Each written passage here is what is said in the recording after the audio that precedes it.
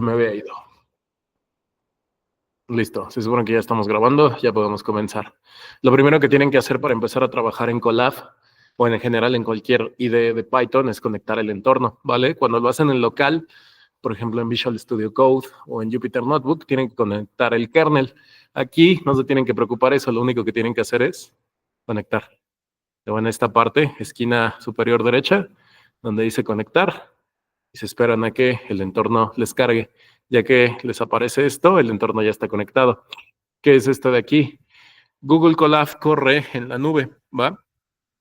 Ustedes cuando ejecutan el código realmente no le está corriendo su procesador ni su tarjeta gráfica, sino el procesador y en caso de que usen tarjeta gráfica, la gráfica que les presta Google en caso de que esté disponible, ¿va? Aquí les muestro la RAM que está liberada y el disco que está liberado de el notebook. Para cargar la imagen lo que tienen que hacer es lo siguiente, se van a la parte izquierda, la carpetita de hasta abajo donde dice archivos, y aquí van a arrastrar su imagen. Déjenme enseñarles cómo. Agarran la imagen y la arrastran. Yo tengo una imagen de Elena, ustedes pueden agarrar la imagen que quieran. Pueden agarrar imagen astronómica, pueden agarrar, por ejemplo, ahí una chica, creo que era Cecilia, me comentaba que en sus prácticas de laboratorio de física, habían trabajado con algunas fotos de cristales con el microscopio. Pueden cargarlas también si quieren, ¿vale? Para que hagan y vean cómo funciona el mejorado de contraste y las operaciones espaciales, ¿va? Así de fácil es como se carga la imagen, ¿ok? Buenos días, César. Le voy a empezar a hacer zoom, porque ya llegó su compañero aquí al salón, entonces, para que todos podamos ver. Estábamos hablando de las dudas de la práctica, ¿vale? Lo primero que surgió es cómo diablos cargo la imagen. Entonces lo que hago es abro mi Colab, conecto el entorno, voy a la carpeta de archivos, aquí, le doy clic y lo que hago es arrastrar mi imagen, ¿sale? Ahora sí, como tutorial de YouTube, yo no la arrastro porque ya la tengo. Y ya está cargada. Cada que se les desconecte el entorno, por ejemplo, si dejan de trabajar en Colab un par de horas y regresan, se les va a desconectar. Cada que se vuelvan a conectar, tienen que arrastrar la imagen. ¿Ok? Pero entonces, ¿cómo le hago para que se quede para para que mis demás compañeros la puedan trabajar? Compártansela entre ustedes para que cada quien la pueda arrastrar cuando se Ok. desconecte el entorno, ¿vale? Ahora, lo Y primero que tienen que hacer es copiar la ruta de la imagen. ¿Cómo la saco? Me voy aquí a los tres puntitos y copiar ruta. Ahora, en esta parte del código que les dejé, tu ruta de la imagen aquí y le doy control V. No le vayan a quitar los apóstrofes, ¿vale? Se le tiene que pasar como variable un string a la función imread, ¿va? Ahora, este es el path en específico para mí, porque la imagen se llama Lena Test Image PNG. Para cada una de las imágenes que ustedes van a estar cargando, buenos días, Mario. Para cada una de las imágenes que ustedes van a estar cargando, el path va a cambiar, pero simplemente pónganlo aquí, ¿va? Si se quieren poner creativos y meter 10 imágenes, pues simplemente ingéniense un ciclo for, donde ustedes metan los paths a una lista y por cada elemento de esa lista vaya cargando la imagen, ¿va? Ahora, el segundo truco que les puse en la práctica para que entraran en pánico si la hacen el último día, es que les dejé aquí un hueco, que es el método que me va a servir para cargar la imagen en blancos y negros. Porque si yo nada más la cargo así, la imagen se va a cargar tal y como viene descargada, es decir, a color. Esto tiene 3 canales, esto es RGB, así no me funciona. Lo que tengo que hacer es cargarla en blanco y negro. ¿Cómo se carga en blanco y negro? ¿Ya leyeron la documentación? así, pero no me acuerdo. Era algo de Gray con mayúsculas, pero no me acuerdo. Exactamente. Aquí, fíjense, cada detalle que les puse en la práctica, por eso me tardé tanto en hacérselas, es por algo. Cuando quieren saber la versión de la librería que están trabajando, le tienen que poner así, el alias con el que la hayan importado, punto, version, ¿vale? Con este atributo de la clase, ustedes pueden saber la versión de la librería que traen. Cuando ustedes importan CB2, la importan con la versión más actualizada, que es la 4.11.0.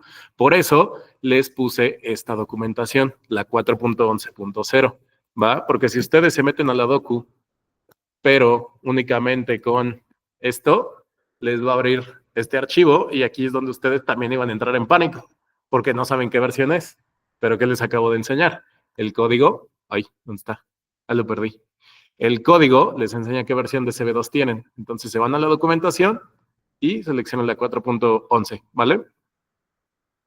Aquí es donde sería su chamba buscar, pero aquí ya me habían dicho cuál era la función y era img.qué. Aquí le voy a borrar. Aquí sí lo tienen que poner como método de CB2. Bórrenle los apóstrofes y es con mayúsculas IMG. Y lo padre de Colab es que como ya trae también un intérprete de Python, aquí les da un montón de sugerencias de lo que pueden hacer. La que me interesa es esta, imread, grayscale. Si ustedes la cargan así, ay, ¿qué pasó? CB2 no está definido. ¿Por qué? Porque se me olvidó correr esta celda. Ahora sí, ya la cargué, ¿va? Mucho ojo porque el método que carga la imagen en blancos y negros es este. Si ustedes leen el código con detalle, se van a dar cuenta que aquí dice un CMap Gray. No crean que este es el que les carga la imagen en blanco y negro. Si yo esto lo borro, la imagen me la carga así. ¿Por qué? Porque es la paleta de colores con la que me grafica Matplotlib, la básica, ¿vale? Como yo no quiero que me grafique con su paleta de colores básica, sino que me grafique en una escala de blancos y negros, por eso le pongo CMap Gray. Pero eso solamente es para mí, para mi percepción visual. Python desde adentro está entendiendo la imagen cargada en un solo canal gracias a este método. ¿Va? Entonces, al menos el primer punto de la práctica de cómo cargar la imagen y cómo conectarse al entorno, ya lo tienen. ¿Más dudas o preguntas? Échenlas todas. Nada más no me digan cómo se hace la práctica, eso no se vale. Pero dudas que hayan tenido al leer el código, que algo no haya quedado claro. Exacto, este lo hice a propósito para que no lo hicieran la práctica el último día, para que no le saliera, ¿va? Estos pasos tan sencillos no vienen en ningún tutorial en YouTube, ¿va? Para que vean las clases, ¿ok? ¿Más dudas con esto? Ahora, igual, pueden ustedes cambiar el tamaño de la imagen, pero realmente eso solo cambia el tamaño visual, no el tamaño original de la imagen, ¿sale? Si ustedes quieren saber el tamaño de IMG, le tienen que poner img.shape. Ay, pero no se los imprime. Póngale print, img.shape. Y aquí está, mi imagen original de Elena es de 512 por 512. ¿Sale? Alto por ancho. Cuando ustedes la cargan sin el método de escalas a grises, les va a dar un vector de 3 entradas, porque les va a hablar también del canal de color. ¿Va? ¿Dudas o preguntas con eso? ¿Estuvieron checando lo demás?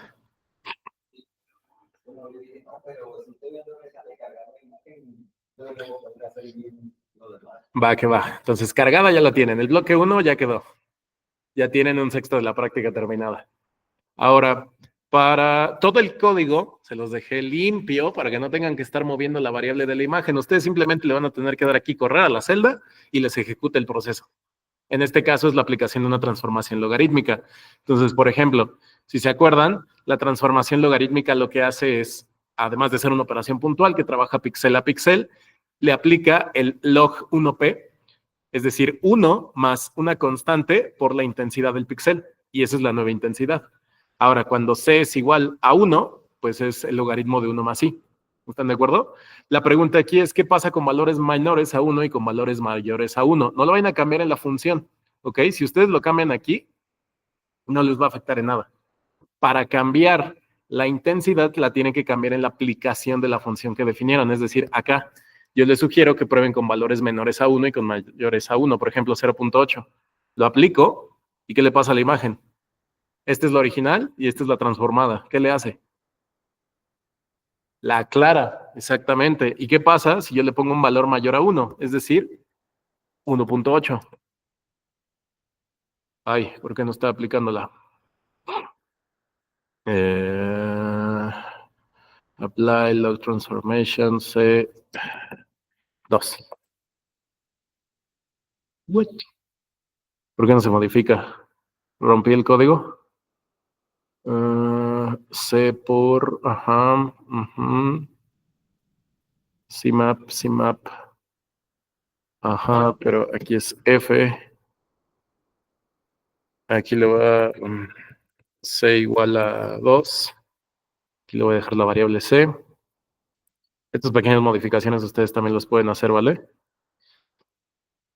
Estos truquitos, todos estos truquitos vienen en la documentación que les pasé de Python, ¿sale? Por hacer las f-strings y demás, para que la impriman y ahora sí les imprime directamente el valor de C que están poniendo. A lo mejor estoy agarrando un valor de C muy pequeño, vamos a exagerar y vamos a poner 200. ¿Por qué no la mueve? Bueno, aquí les voy a spoilear, cuando son valores mayores a 1, la imagen se va a oscurecer. ¿Ok? Entonces, ustedes tendrían que poner ese análisis en su resumen de respuestas, ¿vale? Log 1P de C por... Ah, es que aquí le falta... Bueno, no, porque ya está el 1P. 1P es uno más. ¿Mandé? Exactamente, hasta de 4 personas, ¿vale? No está funcionando aquí el parámetro C. ¿Por qué? No tengo idea. Ok, tengo que revisar eso en la práctica, pero básicamente es lo que tienen que hacer, empezar a mover los parámetros, ¿ok? Mínimo ya les ayudé con los primeros dos bloques. Bueno, les falta del bloque 2 las correcciones gamma. ¿Qué más? Les faltan las transformaciones a trozos y los histogramas.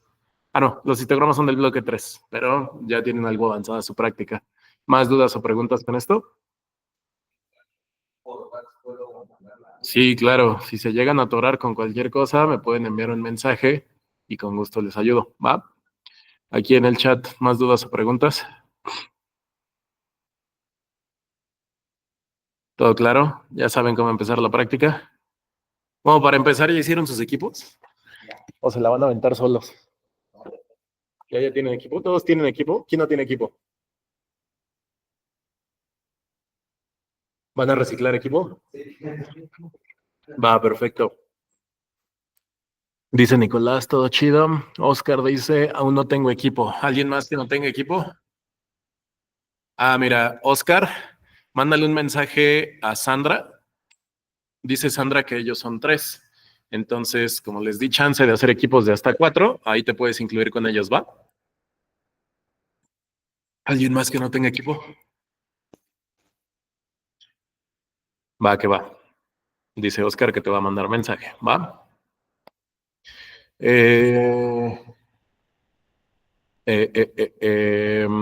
Preguntas hasta aquí.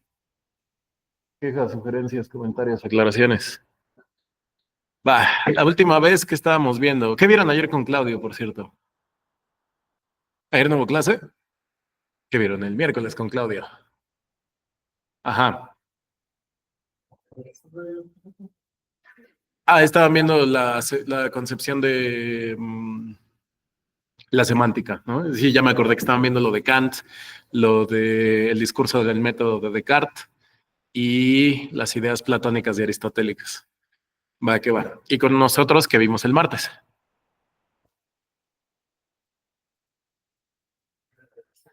Logs de uno. ¿Pero esa para qué? La, ¿La sigmoide? Creo que sí.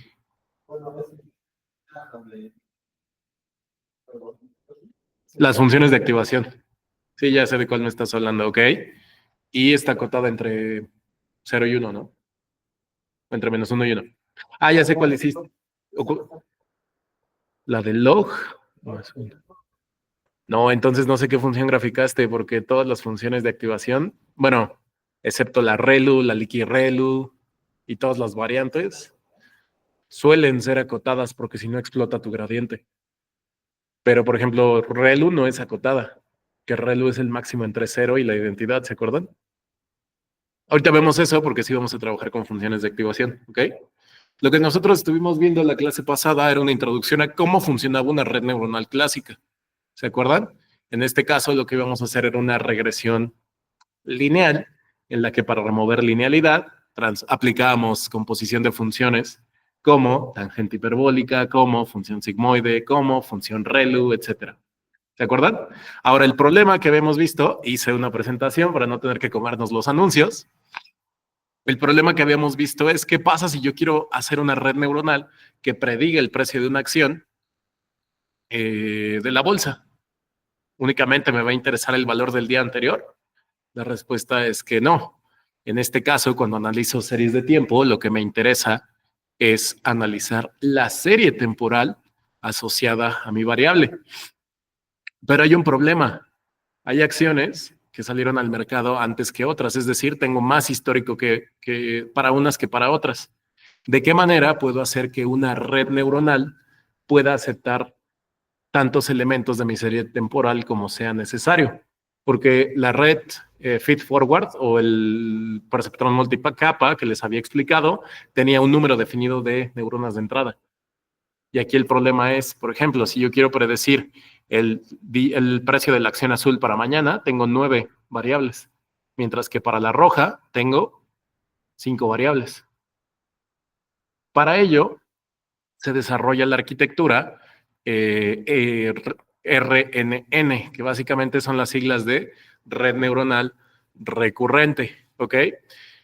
Las redes neuronales recurrentes trabajan con diferentes cantidades de datos secuenciales, es decir, esta arquitectura me va a permitir ingestar la información sin importar la longitud de mi vector de entrada, ¿ok? Y además, como estamos viendo la idea de memoria, va a guardar un pequeño proceso de memoria en el cálculo, ¿ok? Para que esto sea flexible, como ya les mencionaba, se utiliza esta arquitectura. Así como lo habíamos visto para las redes neuronales clásicas, es decir, los perceptrones multicapa, las redes neuronales recurrentes trabajan con sesgos y con pesos. Pesos que están viendo aquí, que son multiplicados por mis inputs, y sesgos que son sumados. ¿Vale? También voy a trabajar con funciones de activación. ¿Ok? La única diferencia, la única de las más importantes entre esta arquitectura y la red neuronal feed-forward clásica es que existe este loop. La misma celda se va a alimentar con la información que haya calculado. Vamos a ver un proceso numérico para que me entiendan mejor, ¿ok? A pesar de que esta arquitectura parece que solamente tiene un input, realmente le voy a poder ingestar tantos como yo necesite. No le voy a tener que definir una entrada de longitud específica, ¿va? Vamos a plantear el siguiente caso de la bolsa. Imaginen que tenemos 4 casos que nos gustaría predecir. Si el precio de una acción ayer fue bajo, hoy es bajo, ¿cómo espero que sea mañana? Bajo. Si el precio de ayer tuvo un valor inicial, pero hoy incrementa, ¿qué espero mañana? Que siga la tendencia, que incremente. Caso contrario, si ayer fue el precio más alto que hoy, ¿cómo espero que sea mañana? Más bajo. Y en caso de ser alto ayer y alto hoy, espero que se mantenga alto mañana. Esto es una simplificación terriblemente mala de la bolsa porque esto no es lo que suele suceder, ¿ok? Las tendencias no son así. ¿Vale? De hecho, predecir la bolsa de valores es un problema complicadísimo y abierto porque el ruido que se encuentra en las señales es un ruido que no se distribuye normal. Y cuando algo no se distribuye normal, ustedes saben que eso es un caos. ¿Vale? Vamos a quedarnos con el primer caso. Supongamos que queremos una red en la que el valor inicial de ayer era bajo, el de hoy es bajo y el de mañana es bajo. ¿Qué tan bajo? Supongamos que es 0. Obviamente estamos haciendo suposiciones muy básicas para poder entender el funcionamiento de la arquitectura. ¿Ok? Lo que vamos a hacer es que a esta estructura que tenemos aquí le vamos a dar el input de ayer, con la intención de que a través de generar el proceso de los cálculos yo pueda predecir el precio, no de hoy, sino de mañana. ¿Vale? Esa es la idea de la serie temporal. Le voy a ingestar 2 valores y me va a devolver 1. Esta es una red, muchos a 1. ¿Se acuerdan? Ahora, lo que vamos a hacer es que primero vamos a meter el valor de 0 en el input. ¿Ok? ¿Cuál es el proceso de la red neuronal? El input lo multiplica por el primer peso y le suma el sesgo. Estos pesos y estos sesgos, por simplicidad de la explicación, los inicializamos arbitrarios. ¿Vale? ¿En todos los procesos de entrenamiento de redes neuronales los pesos se inician de forma arbitraria? No. Hay unas estrategias muy bien estudiadas. De hecho, es una rama completa de el machine learning, el estudiar cuál es la forma óptima de inicializar pesos.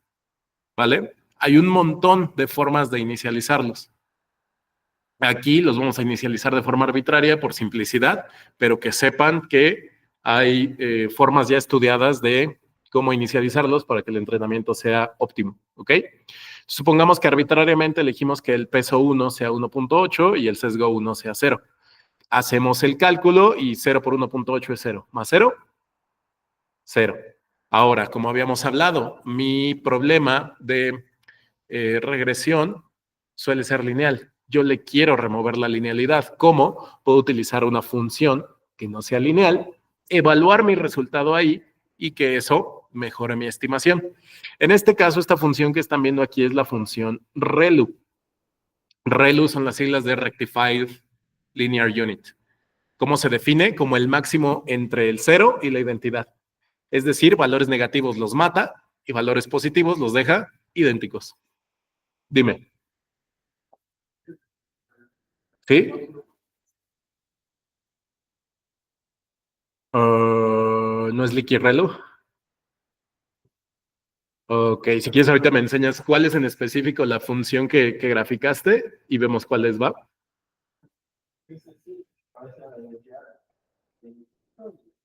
Seguramente es una variación de ReLU entonces. El problema con ReLU y por el que surgen variantes de esta función de activación es que esto mata neuronas.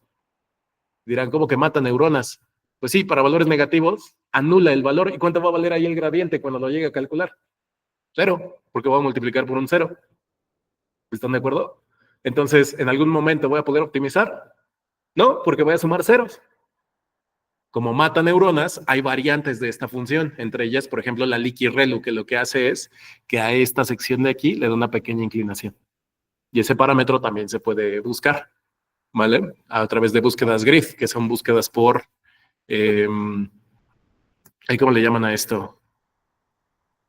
Que son líneas verticales y horizontales. ¿Cómo se llama? Se me olvidó. Es que en la literatura en inglés le llaman búsqueda grid. Por casillas. Simplemente van moviendo parámetros. ¿Vale? Es una búsqueda por fuerza bruta.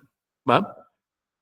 Ahora, dijimos que hacíamos mi cálculo y lo que hacía era que iba a evaluar la función en este resultado. Es decir, en el valor de ayer por el peso 1 más el sesgo 1.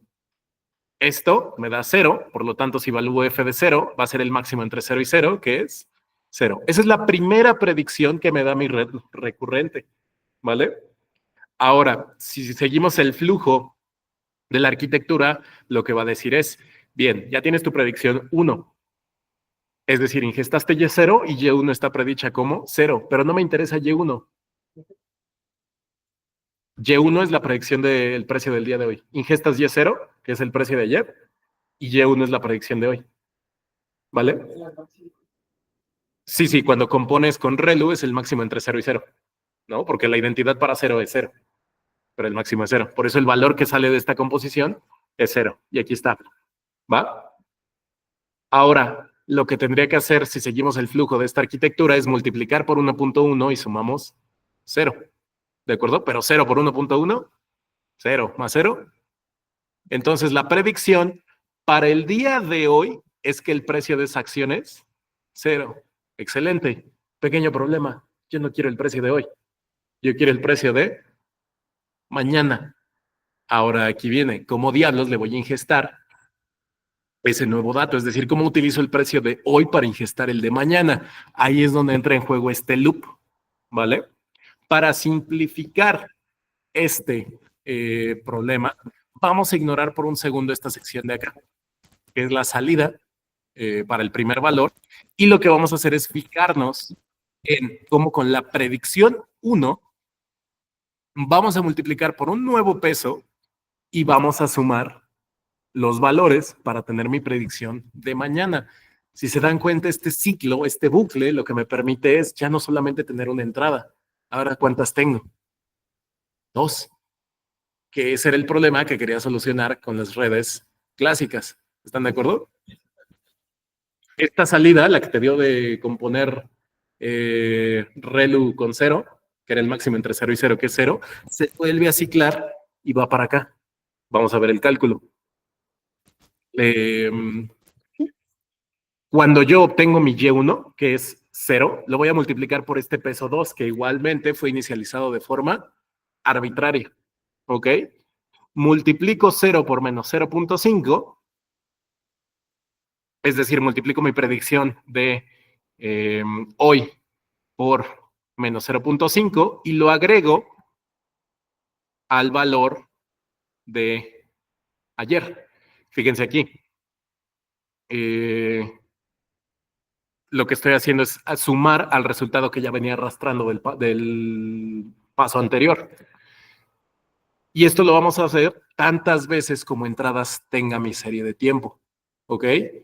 Es decir, yo puedo decidir la longitud de la ventana que le voy a permitir ver al modelo para predecir el precio de mañana, lo cual es muy útil, porque puedo decidir, bueno, ahí se abre una gran pregunta y es ¿cuál es la longitud óptima? Si le doy muy poca información, seguramente será un modelo débil. Si le doy mucha información, lo voy a saturar y puede que se aprenda de memoria los datos.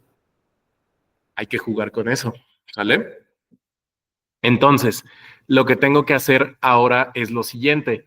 Voy a multiplicar el precio de hoy, ese va a ser mi segundo input, por el primer peso. Fíjense, y este comentario es bien importante, que el peso no se modificó con respecto del primer paso que hicimos. Sigue siendo 1.8. ¿Ya lo vieron? Este es el precio de hoy. A pesar de que vuelve a ser 0, este es el precio de hoy, ya no el de ayer. Entonces voy a multiplicar el precio de hoy por el peso número 1 y lo que le voy a sumar ya no va a ser el sesgo, sino le voy a sumar el valor del ciclo, del bucle, que es la predicción de ayer por el peso 2. ¿Vale? Esto es lo que me preguntabas, Mario. ¿Cómo se suma el bucle? Así. Ya ingesté el primer valor, es decir, el valor de ayer, y predije que el precio de hoy es 0. Que ese valor se guarda aquí. Multiplico 0 por menos 0.5 y ese valor, que es este de aquí, lo voy a sumar a ingestar el precio de hoy más... Porque no se ve la... Ah, tremendo problema. A ver. ¿Ya lo ven? No, a ver. Ahí está. Sí se ve, pero ustedes no la alcanzan a ver. Voy. Lo que hacemos es, ingesto mi valor de ayer, lo multiplico por el peso 1 y le sumo mi sesgo. Es decir, 0 por 1.8, 0 más 0, 0. Lo compongo con el máximo entre 0 y 0, 0. Lo multiplico por menos 0.5, 0. Ese es este valor. ¿Por qué 0.5? Es un peso que se le asigna al bucle de la red, ¿vale? Aleatorio. Ahora, este valor que guardé de mi primer proceso lo voy a sumar con ingestar el precio de hoy, multiplicarlo por el peso W1 y le voy a sumar ese valor que ya venía guardando. Guardo una pequeña memoria y la actualizo con el valor que estoy trabajando en este momento de mi serie temporal. ¿Dudas? ¿Todo claro con eso? Sí, mejor. Va, que va. Creo que en Meet, bueno, no en Meet, pero en las presentaciones hay un apuntador, ¿no? ¿Alguien se acuerda de dónde sale el apuntador? Mostrar puntero, archivo, editar, modo, edición, presentación, movimiento, guías, puntero en vivo. No, diablos. Y si... Ajá, porque creo que Meet sí me deja usar un apuntador. Ah, no. Ok, les explico yo aquí en el pizarrón y lo muevo con el mouse, ¿va? Hasta aquí vamos claros de cómo ingestamos los dos valores de la serie temporal en la red. Bien, lo que podemos hacer para no complicarnos la vida con saber en qué bloque le voy o qué valor tenía guardado, para qué valor lo voy a actualizar, es desdoblar a la red. Ignoramos por un segundo esto de aquí y lo que hacemos es que la salida de la función de activación la sumo acá. ¿Vale? Ignoro esto y sumo este valor acá. Básicamente es lo que hicimos, ¿no? Y esto se entiende mucho mejor, porque aquí fue para dos valores, pero si yo la quisiera desdoblar para 100, es exactamente lo mismo. Lo que les decía es, fíjense cómo estos pesos no cambian. Fíjense cómo estos pesos no cambian. También los de acá, que no se los señalé a los del MIT, pero estos pesos de aquí no cambian. Peso, bueno, el peso 2 es el del bucle. El peso 3 es el de esta capa de el estado, lo que le llamaríamos el estado de la celda. Pero fíjense que nunca cambian. Ninguno de todos los pesos ni los sesgos cambian. Eso es bien importante en las redes recurrentes, porque de ahí va a derivar el problema que surge de ellas, que es el gradiente explosivo o el gradiente desvaneciente. Ahorita vemos por qué. Simplemente es el punto que le asocia la función de activación de la neurona a esto, que es mi predicción por mi peso más mi sesgo. Entonces, para obtener mi predicción de mañana, lo que voy a hacer es el precio de ayer, el precio de hoy, mis respectivos procesos, nada más que el bucle lo voy a sumar aquí. Pero 0 por 1.8, 0. Más 0, 0. Mi función de activación, 0. Por 1.1, 0. Más 0, 0. Entonces mi precio de mañana, ¿cuánto sería aquí? 0. ¿Están de acuerdo? Lo que hizo mi red fue predecir ceros. Entonces aquí se ve sencillo, ¿no? Porque hicimos el caso más sencillo simplemente para que entendieran cuál es el flujo de los datos. Ahora, ¿qué pasa si ya no tenemos 2 días para predecir, sino ahora tenemos 3? Antier, ayer y hoy. ¿Va a afectar a la arquitectura? No, porque simplemente en vez de desdoblar 2 veces, ¿cuántas va a tener que desdoblar? 3. Simplemente ahora sería así. Ya no me fijo en esta salida, sino en el bucle, este 0 de la predicción. Bueno, aquí no es 0, porque si se fijan, aquí cambian los valores de entrada. Los pesos se mantienen iguales, para el ejemplo. Pero si ustedes multiplican 0.5 por 1.8 y le suman 0, aquí me va a dar un valor distinto. Esto lo compongo con mi función ReLU, lo multiplico por menos 0.5 y es lo que voy a sumar acá. Entonces, si yo hago las cuentas, esto ahora me va a dar un valor de 1. Fíjense cómo entonces la red sí puede predecir esto de aquí. Con una ventana de tiempo 3, a través de desdoblar 3 veces el proceso, predice que el valor de mañana es 1. Y lo que les decía, fíjense cómo sin importar cuántas veces yo desdoble, los pesos se mantienen. ¿Dudas o preguntas? De aquí viene el problema, como ya les mencionaba, de las redes recurrentes, que es el gradiente explosivo o el gradiente desvaneciente. ¿Qué pasa si yo me emociono y desdoblo la arquitectura, o bueno, ingesto la arquitectura con una serie temporal bien larga? Vamos a olvidarnos de todos los pesos y de todos los sesgos y solamente vamos a fijarnos aquí, en el del loop. ¿Vale? Supongamos que este loop tiene un peso 2. Aquí multiplico por 2. Aquí multiplico por 2. Aquí multiplico por 2. Aquí multiplico por 2. Ahora, bueno, se lo repito aquí a los del MIT. Supongamos que el peso del loop aquí es 2, entonces en el proceso aquí multiplicaría por 2, por 2, por 2, por 2. ¿Están de acuerdo que para una acción no suena descabellado tomar una ventana de 50 días. 50 días es poquito, ¿no? Hay acciones que llevan años en el mercado. ¿Cuánto es 2 a la 50? Eso va a ser un número increíblemente enorme. Eso lo que va a provocar es el problema del gradiente explosivo. Cuando ustedes entrenan una red, y aquí les dije que esto, me disculparan, pero no se los iba a poder explicar con detalle, porque esto me puede llevar incluso a un curso entero, es el proceso de optimización de la red. Aquí lo que no les gusta y lo que siempre les molesta es que les digo que los pesos se inicialicen arbitrarios. Y dirán, bueno, pero ¿cómo los mejoro? Con un gradiente. ¿Por qué? Porque todas estas funciones eran derivables, ¿no? ¿La suma es derivable? Sí. ¿La multiplicación es derivable?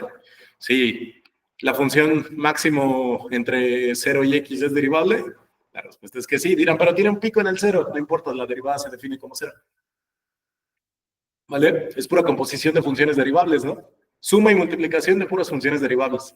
¿Cómo va a ser el resultado? Derivable. ¿Y a poco no puedo hacer la parcial con respecto al peso 1, con respecto al peso 2, con respecto al peso 3, con respecto al sesgo 1, con respecto al sesgo 2, con respecto al sesgo 3? Y mi gradiente es la dirección, como ya nos recordaba Mario, del vector de máximo crecimiento de mi función. ¿Qué pasa si tomo menos el gradiente? Pues en vez de crecer, voy a decrecer. ¿Y qué pasa si a mis pesos les resto cierto número el gradiente negativo? Ahora le sumo cierto número el gradiente positivo. El gradiente negativo, pues. O sea, mi peso menos un coeficiente por el gradiente. Eso optimizaría el peso, ¿están de acuerdo? Porque el peso estaría deslizándose hacia los mínimos, ¿cierto? Ese coeficiente se le llama el learning rate, es la tasa de aprendizaje de la red. Es otro hiperparámetro que también se tiene que buscar, ¿vale? Hay un montón de procesos ahí para encontrar la tasa de aprendizaje de la red óptima. Ese proceso se llama backpropagation, propagación o retropropagación hacia atrás, porque si se acuerdan o si se fijan, lo que pasa con una red, fíjense nada más en la parte de arriba, la red sin gesta hacia adelante, siempre va hacia adelante, es un grafo dirigido. La retropropagación va hacia atrás, porque ¿cómo podría derivar yo esto de aquí? Pues la derivada de esto es la parcial de este con respecto de este, por la derivada de este, por la derivada de este, por la derivada de este, porque es una composición de funciones, es una regla de la cadena. ¿Están de acuerdo? ¿Dudas con eso? A ese proceso se le llama el backpropagation. Sin embargo, computacionalmente es muy, muy costoso, porque aquí tenemos una red desdoblada. Bueno, ojo, el backpropagation no sirve para redes recurrentes, ¿eh? El backpropagation sirve para redes multicapa, de las clásicas. Para redes recurrentes, el proceso de optimización se llama backpropagation a través del tiempo, ¿sale? Pero supongamos que es una red feed forward de las clásicas. ¿Se imaginan tener una red con 800 neuronas? ¿Cuántas derivadas parciales tendría que hacer? Un montón, ¿no? Computacionalmente no me es eficiente.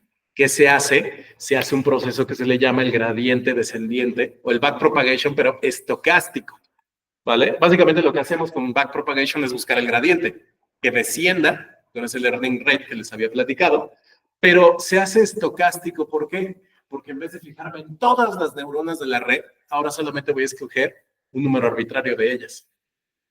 ¿Cuál? El que yo quiera. A ese número le voy a llamar un mini batch.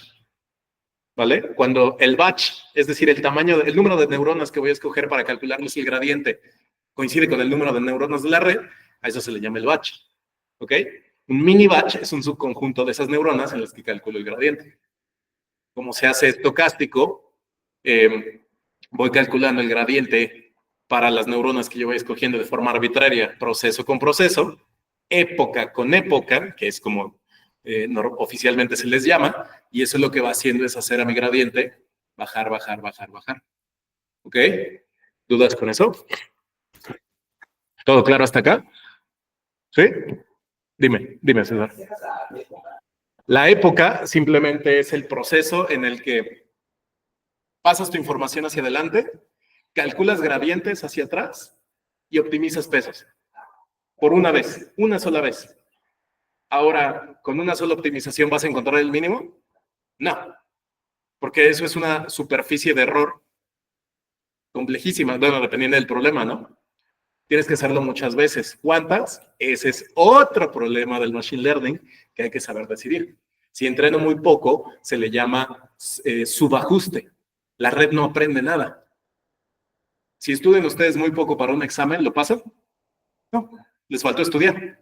Si ustedes estudian y se aprenden de memoria el libro, así, pero yo les pregunte, ¿qué dice la página del Spivak 383 en el renglón 5? Y ustedes me lo saben decir, ¿van a pasar el examen? No. No, porque se van a aprender el libro. ¿Y qué pasa si Páez les pregunta un problema que él se inventó? Lo único que estudiaron fue el libro. A eso se le llama el sobreajuste. Se aprenden de memoria los datos en vez de entenderlos. ¿Vale? Entonces, el problema es que cuando yo trato de hacer mi backpropagation, como tengo que multiplicar para encontrar mis gradientes, si yo le pongo pesos, por ejemplo, de 2, como les había dicho, a la arquitectura, para una red desdoblada de 4 pasos o de 4 elementos en la serie temporal, eso va a explotar. Bueno, aquí es 16. Estoy multiplicando el gradiente por 16. Ya ese valor ya no me gusta tanto, ¿no? Y dirán, no te preocupes, agárrate tus pesos menores que 1 para que no explote, ¿verdad? Pero ¿qué pasa si agarro los pesos menores que 1? Por ejemplo, ¿qué pasa si agarro los pesos menores que 5? Ah, fíjense aquí, cuando calculo las parciales, es decir, la derivada de la composición por la regla de la cadena, en algún punto voy a tener que multiplicar por el peso 2 elevado a la 50. Eso es un número gigante. Eso va a hacer que el gradiente explote. ¿Qué pasa cuando el gradiente explote? Bueno, imagínense que ustedes están parados aquí y que la derivada está pendiente. Si tienen un gradiente gigantesco, ¿qué es lo que va a hacer? Les va a dar un brinco ahora para acá, pero ¿cómo fue este brinco de aquí para acá? Enorme. ¿Dar pasotes les va a ayudar a encontrar el mínimo? No, eso es un problema. Ahora, ¿qué pasa si nosotros supusiéramos que el problema del gradiente explosivo se arregla cuando los valores de la función, perdón, cuando los pesos de la función son menores que 1? Ahora vamos a tener el problema del gradiente desvaneciente. ¿Por qué? Porque multiplican 0.5 por 0.5 por 0.5 por 0.5. Otra vez, elévenlo a la 50, porque 50 es un número considerable para ingestar como como ventana temporal a la predicción de una acción. Eso va a dar un número bien cercano a 0. 0 a la 50 es un número súper cercano a 0. ¿Qué va a pasar con el gradiente? Va a desaparecer, se va a desvanecer. ¿Y ahora cómo van a ser mis pasos de actualización de la derivada? Chiquititos. Es decir, voy a dar pasitos en los que no me voy a mover. ¿Voy a poder encontrar el mínimo global? No. Ahora, el gran problema de las redes neuronales en general de cualquier arquitectura es que no tenemos herramienta para saber si lo que estamos encontrando es un mínimo global o un mínimo local. Generalmente suelen ser locales. Lo que queremos es que no se estanquen en locales, sino que encuentren el mínimo global. Pero no podemos estar seguros de si lo es o no, porque no conocemos la superficie de error, ¿sale? Ahora, ¿cómo se mide esa superficie de error? Es bien sencillo. ¿Dónde estaba? Por acá estaba.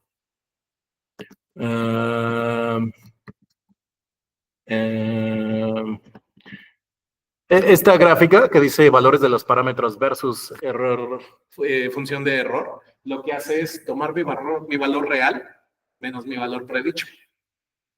Eso lo elevan al cuadrado y esa parejita que está elevada al cuadrado, ese binomio al cuadrado, lo van a sumar para la n cantidad de valores que quieran predecir. Al final de eso le pueden sacar una raíz a toda esa suma y a eso se le conoce como el error cuadrático, el root, error cuadrático medio. Root mean squared error, ¿vale? Lo que se busca es minimizar esa función para que la diferencia entre valores reales y predichos sea mínima. El proceso de optimización para redes recurrentes es un poco distinto al que les estoy contando porque se hace a través del tiempo. Si yo trato de hacer backpropagation para redes recurrentes, me voy a meter en un problema porque se desdobla la red y ¿cómo le hago? Va a estar computacionalmente muy complicado, ¿están de acuerdo? Se hace a través del tiempo, pero Nada más les estoy dando una idea general de cómo es que funciona el proceso. ¿Ok? ¿Dudas o preguntas hasta acá? Por eso esta arquitectura es tan buena y tan mala a la vez. Me permite resolver el problema de ingestar a mi serie temporal no solo un input, sino la n cantidad que yo quiera y variable. Porque esta misma arquitectura que les enseñé la puedo usar para una acción en bolsa que haya cotizado 10 días y para una que haya cotizado 3. Simplemente para una se desdoblaría 10 veces y para la otra se desdoblaría 3. ¿Cómo se llama? La arquitectura se llama RNN, red neuronal recurrente. ¿Va? Ventaja que tiene ante los perceptrones multicapa, que me permite variar el número de inputs. Desventaja, el gradiente desvaneciente o el gradiente explosivo. ¿Cómo se arregla? ¿Qué se les ocurre? Bueno, sí. Sí, pero si el valor del gradiente es grande y lo multiplicas por algo grande. Bueno, primero normalizo la longitud del gradiente, ¿no? Normalizas, ok, se hace 1. Entre 0 y 1, ¿no?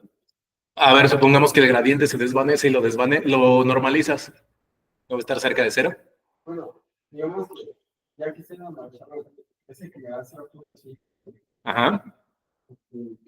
Lo multiplicas por un número muy grande, ¿no? Ese coeficiente va a ser un... Pero ¿y ese número de dónde me lo saco? Sí, ese es el problema. O sea, ¿Y cómo optimizo ese número, no? Porque ese número no es parte de los cálculos de la red. Sí. Pero el chiste es para que no se desvanezca. Para que no se desvanezca. Lo que no quieres es que tu gradiente se desvanezca. ¿Qué tal si en vez de trabajar en las redes con estos procesos, los separas? Memorias a largo y a corto plazo. ¿Qué tal si te quitas de encima este producto de peso por peso por peso por peso? A eso se le conocen como LSTMs.